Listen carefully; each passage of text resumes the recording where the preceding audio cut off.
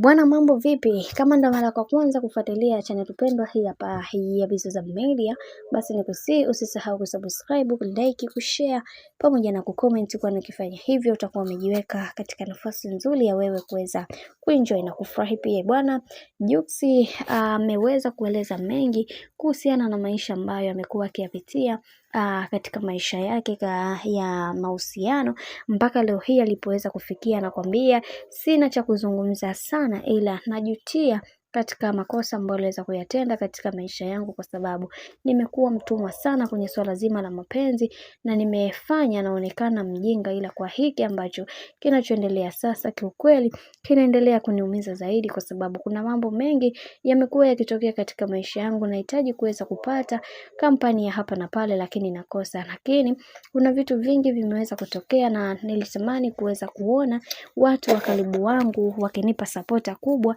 lakini siwaoni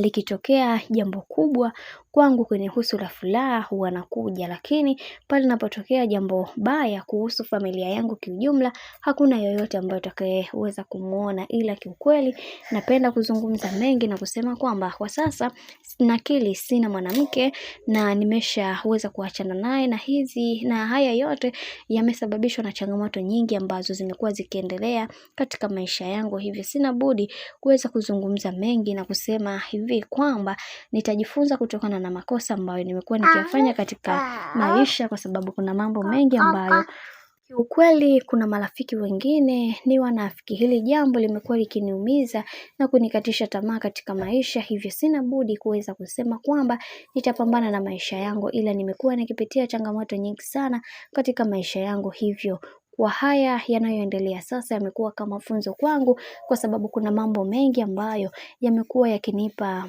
mkanganyiko mkubwa ambao nashindwa kuelewa mpaka sasa ni kitu gani ambacho natakiwa kuweza kufanya na ni kitu gani ambacho sistahili kuweza kufanya. Ila binafsi yangu, kwa wanawake ambao ni wote niliweza kutoka nao kimahusiano, wamekuwa wakiniumiza na kunifanya nijisikie vibaya. Nimejitoa kimasomaso kuweza kufunga ndoa, lakini ndoa yenyewe ni chungu kama ndimu. Lakini ndo kama hivyo ambavyo mnavyozidi kuona, mimi binafsi naona kama masuala ya mahusiano yanataka kunitupa mkono. Nimekuwa nikipitia changamoto nyingi sana katika maisha binafsi, nimeshachoshwa na haya ambayo yanayoendelea kwa kipindi hiki. Nahitaji maombi yenu wa ndugu zangu.